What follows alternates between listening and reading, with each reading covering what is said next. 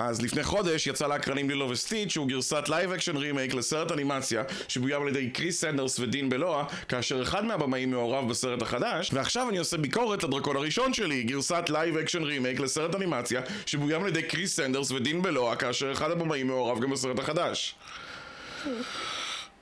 זה חודש טוב לחשבונות הבנק של קריס סנדרס ודין בלואה.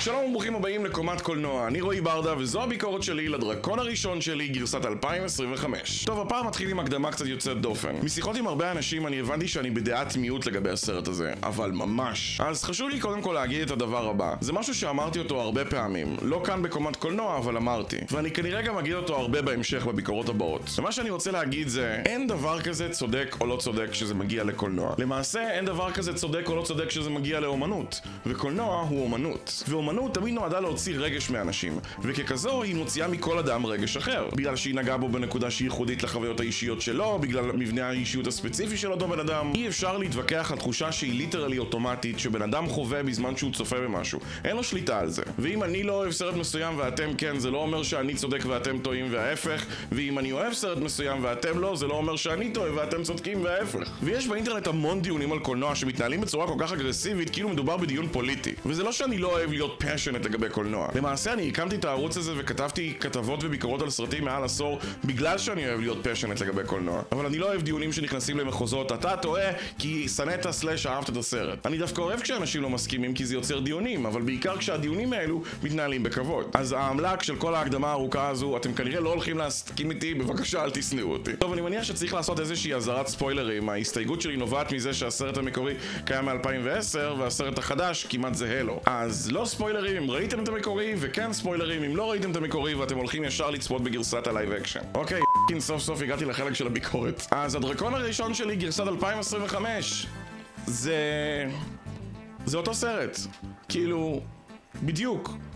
זאת אומרת, כמעט מילה במילה, ואפילו שוט לשוט. עכשיו, הסרט המקורי היה מדהים, אחת מיצירות האומנות הכי טובות של DreamWorks, אם לא הכי טובה. מה שאומר שהסרט החדש הוא גם טוב, אבל האם הוא יותר טוב מהמקורי? בעיניי, לא, ואני אפילו אגיד ממש לא. אז אם יש סרט לייב אקשן, שהוא כמעט זהה לגרסת האנימציה עליה מבוסס, אבל הוא קצת פחות טוב מהמקורי, אז מי צריך את הסרט הזה? אם תושיבו אותי מול טלוויזיה ותיתנו לי שלט ביד ותגידו לי, יש לך שתי אופציות, או לצפות בגרסת האנימציה של הדרקון הראשון שלי, או בגרסת הלייב אקשן, אני 100% מהפעמים אבחר בגרסת האנימציה. עכשיו, אני מודע לזה שמהיום הראשון בו נולד הרעיון השטני הזה ליצור גרסאות לייב אקשן רימייק לסרטי אנימציה, עלתה השאלה מי בכלל צריך את זה. אני לא הראשון שמעלה את השאלה הזאת, אבל כמעט בכל סרט לייב אקשן רימייק שראיתי היה איזשהו שינוי, אולי וייב שונה, אולי איזושהי גישה קצת שונה. וגם כשהסרט היה מאוד דומה לחומר המקור, זה לא היה מילה במילה ושוט מול שוט. גם לילו וסטיץ' החדש הוא סרט שהוא איזה 85% הסרט המקורי, אבל הוא עדיין מספיק שונה כדי שתהיה לו איזושהי הצדקה. זאת אומרת, אפשר לצפות בשני הסרטים ולקבל מהם חוויה שונה, אפילו אם במעט. וכן, זה ספקטרום, יש גרסאות לייב אקשן שהן מאוד שונות מהמקור, כמו ספר הג'ונגל או אליס בארץ הפלאות, ויש סרטים שהם מאוד דומים לחומר המקור, גם אם נעשו בהם שינויים פה ושם, כמו סינדרלה והיפה והחיה. שתי הסרטים האלו הם סרטים שהיו בהם שינויים, אבל הם בגדול היו אותו סרט. אבל בכל הספקטרום הזה מעולם לא ראיתי סרט שכל כך דומה לחומר המקור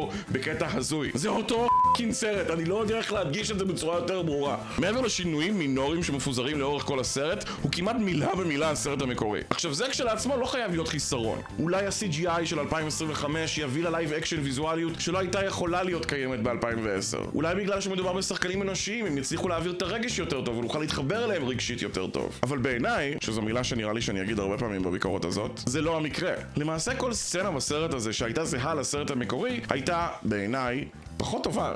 וכן, אפילו המשחק של הדמויות, הרגשתי שאני מקבל הרבה יותר רגש מדמויות האנימציה מאשר מהשחקנים בסרט. אבל שוב אני מדגיש, זה לא בגלל שהם לא היו טובים או כי הסרט החדש לא טוב, אבל בהשוואה לסרט המקורי הם היו פחות טובים. לפעמים זה היה פחות טוב בהרבה ולפעמים זה היה פחות טוב במעט. וזה לא רק השחקנים, למרות שמדובר באותו במאי שביים את הסרט המקורי, נראה שאפילו הבימוי קצת פחות טוב, ואני אסביר. יש לפעמים משפטים שנאמרים שיש להם משמעות, בין אם המשמעות היא משמעות רגשית, בין אם למשמעות היא שצריך להעביר מידע לצופה, בין אם המשמעות היא הומוריסטית וצריך להעביר את הבדיחה בצורה מסוימת כדי שהיא תצחיק. מצחיק. אז אם הייתה איזושהי דמות שהייתה אומרת משהו בעל חשיבות בסרט המקורי, היה עליה קלוז-אפ, כדי שאנחנו הקהל נדע שצריך להקשיב לה עכשיו. אותו משפט בדיוק נאמר בגרסת הלייב אקשן, ולא רק שאין קלוז-אפ על הדמות, יש עוד דמויות שמדברות שבריר שנייה אחריה וכמעט עולות עליה בדיבור, ויש מלא אנשים על המסך והכל נורא מבולגן, ואז אם היה מדובר נגיד בבדיחה, או שהיא הייתה יוצאת פחות מצחיקה, או שהקהל בכלל לא מבין שהייתה שם בדיחה. כי הבמאי לא התעכב עליה עוד איזה חצי שנייה ולא נתן לה מקום לנשום, ותזמון זה דבר נורא חשוב בהומור. אני רוצה להראות לכם רגע דוגמה קצרה מהסרט המקורי, ומיד אחריה את אותו קטע מגרסת הלייב אקשן. אני כן אגיד לרגע שלדעתי זו לא הדוגמה הכי טובה מהסיבה הפשוטה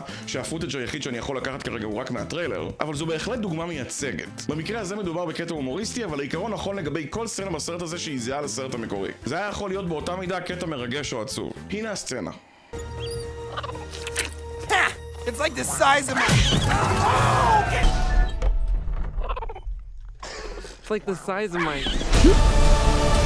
אני ממש מקווה שאתם רואים מה לא בסדר, או יותר נכון, מה פחות טוב בגרסת הלייב אקשן. הקטע הזה הוא הומור סלפסטיק, כלומר הומור פיזי, סטייל איש מחליק על בננה. לא הומור מתוחכם במיוחד, אבל כן הומור שדורש תזמון טוב. והתזמון בגרסת הלייב אקשן שונה לחלוטין. בסרט המקורי הדרקון הקטן קופץ מהר על הפרצוף של טפנת, והוא מהר נופל בום טרח, אופס. וזה מצחיק כי זה עובר ממש מהר דרקון קטן וחמוד לאופס טעיתי בו. בגרסת הלייב אקשן זה מרגיש כאילו בהשוואה זה קורה בהילוך איטי. Oh, he's like the size of my... למה? תזמון זה פקטור עיקרי בהומור. יש לכם את זה בגרסה טובה, למה לעשות את זה פחות טוב ועקב כך פחות מצחיק? ושוב, זו דוגמה אחת קטנה, אבל זה הסרט לכל אורכו. פשוט גרסה סלייטלי פחות טובה מהסרט המקורי. עכשיו, לגבי הוויזואליות, אני זוכר שצפיתי בטרילוגיה המקורית, ואגב ראיתי אותה שוב יומיים לפני שראיתי את גרסת הלייב אקשן, ככה שהדמיון בין שני הסרטים ממש חרוט לי במוח. ופעם בכמה זמן אמרתי לעצמי, וואו, על שוטים יפים. אפילו שהוא מדבר בסרט אנימציה מ-2010, שהאנימציה בו לא כל כך עומדת במבחן הזמן. וגם ב-2010 הם היו קצת מאחורה ביחס לאנימציה של דיסני מאותה שנה. אבל אפילו עם כל זה, סצנות התעופה היו ממש יפות בעיניי. ובסרט החדש, שוב, זה לא שהם לא היו יפות ויזואלית, אבל... זה אותו דבר, אני כבר ראיתי את זה, לא הופתעתי משום דבר. לא היה לי את אפקט הוואו, כי כבר ראיתי את זה. לא היה איזשהו שוט ויזואלי שאמרתי לעצמי, וואו, זה נראה כל כך הרבה יותר יפה בלייב אקשן מאשר בסרט האנימציה. זה לא קרה אפילו פעם אחת. כל הוואוים שלי קרו רק בגרסת האנימציה. בין אם כי ידעתי למה לצפות בגרסת הלייב אקשן, או בין אם זה עקרונית פשוט נראה פחות טוב. בעיניי.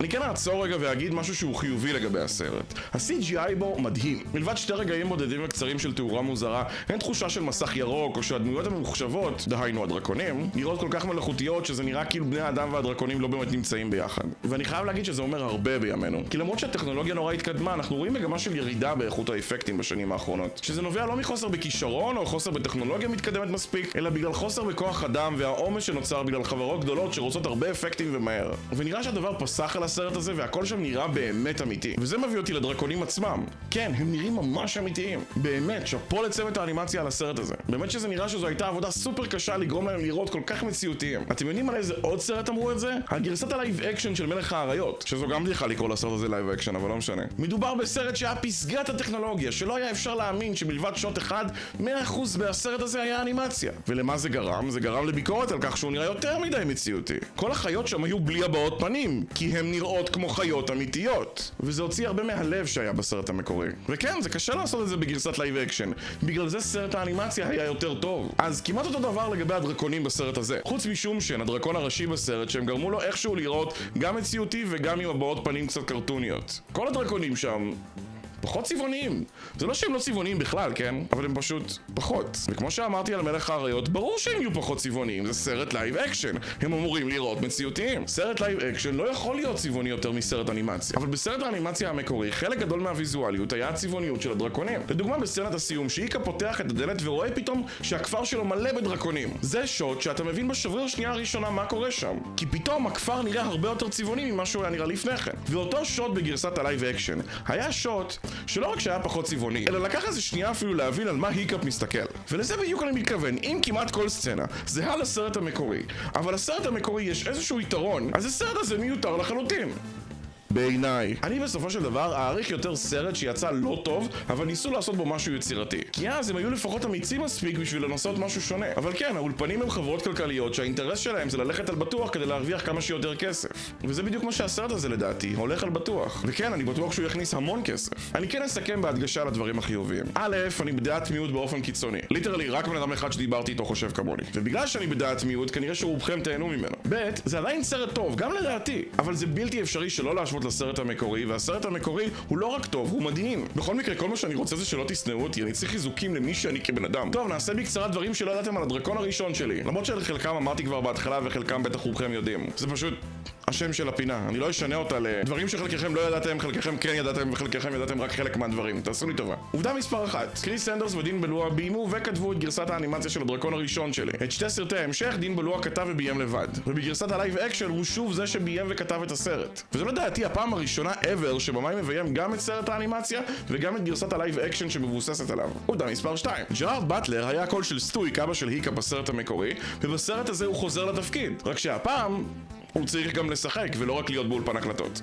גם זה משהו די נדיר שלא קורה כזה הרבה. עובדה מספר 3. מדובר בלייב אקשן רימק הראשון של DreamWorks אי פעם. עובדה מספר 4, שבטח תשמח את רובכם, גרסת הלייב אקשן של הדרקון הראשון של שתיים כבר הוכרזה רשמית על ידי אולפנים וצפויה לצאת ב-2027. עובדה מספר 5 והאחרונה. זו למעשה הפעם השנייה שהשחקנית ניקו פארקר משחקת בסרט שהוא לייב אקשן רימק. בפעם הקודמת זה היה בסרט דאמו, ובסרט הזה היא משחקת את אסטריד. באופן אישי אני מכיר אותה רק מהתפקיד הקצר שלה ב-The Last of Us ומאוד אהבתי אותה שם. אגב, היא הבת של השחקנית טדי ניוטיון שמוכרת מווסטוורלד, והן ממש דומות אחת לשנייה. לסיכום, אחלה סרט שכנראה רוב האנשים יאהבו. תלכו, תהנו ואל תיתנו לי לבאס אתכם. אותי אפשר למצוא ביוטיוב, פייסבוק, טיק טוק, אינסטגרם, פשוט חפשו קומת קולנוע או כנסו לקישורים בתיאור הסרטון. אני הייתי רועי ברדה, אתם צפיתם בקומת קולנוע, נתראה בסרטון הבא. יאללה ביי. איזה קטע אם זה לא הקליט.